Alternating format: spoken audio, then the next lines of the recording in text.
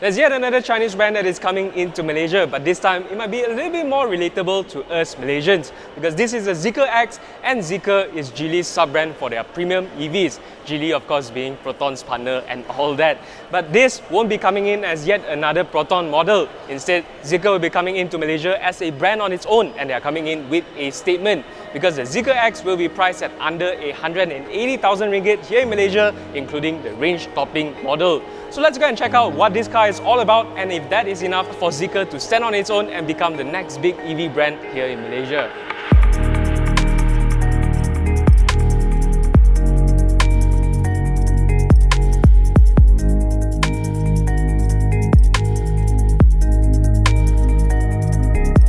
Zeekr calls this a premium compact electric SUV and it competes against the likes of the Smart #1 and the Volvo EX30 that has just been launched here in Malaysia.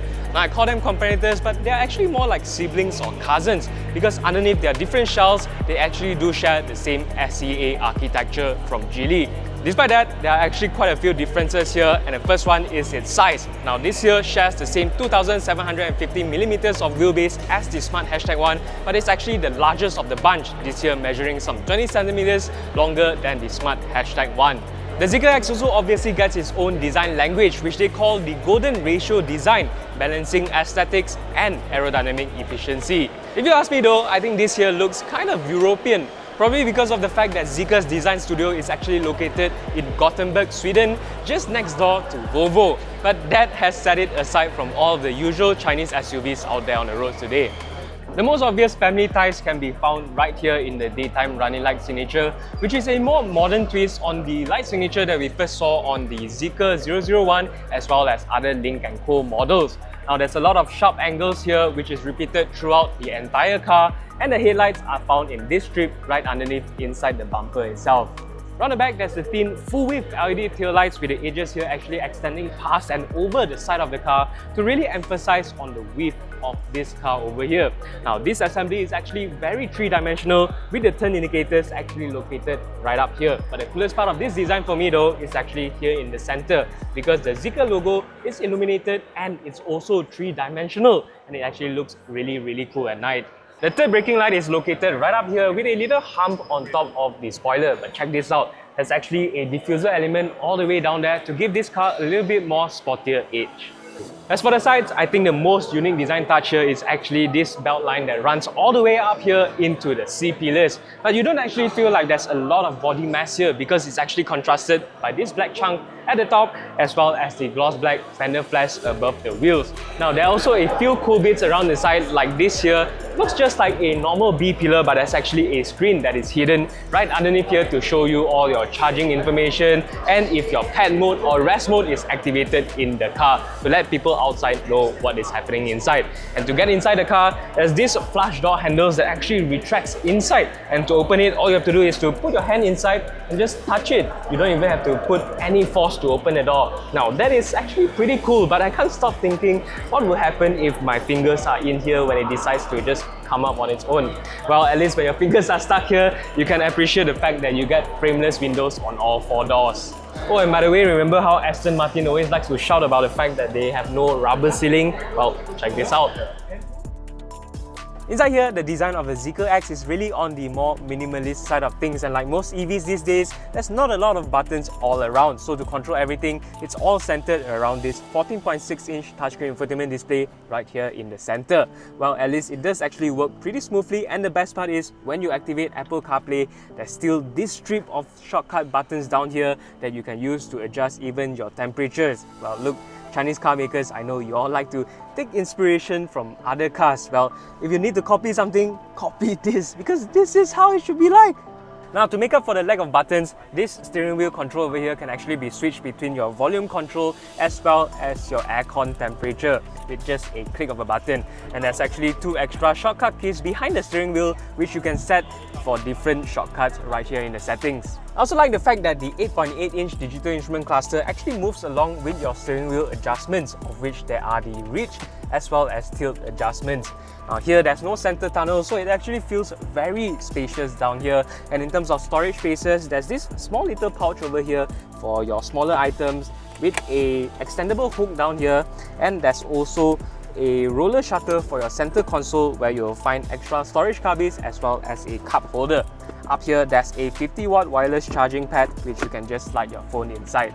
Now the rest of the cabin is just very clean and almost cliche in a way that every EV is very minimalist these days. But Zeekr did add in a few fun tidbits all around the interior, like this rose gold accents all around, the 3D ambient lighting strip across the entire dashboard, and also these cute little perforations on the door cards that supposed to look like a skyline.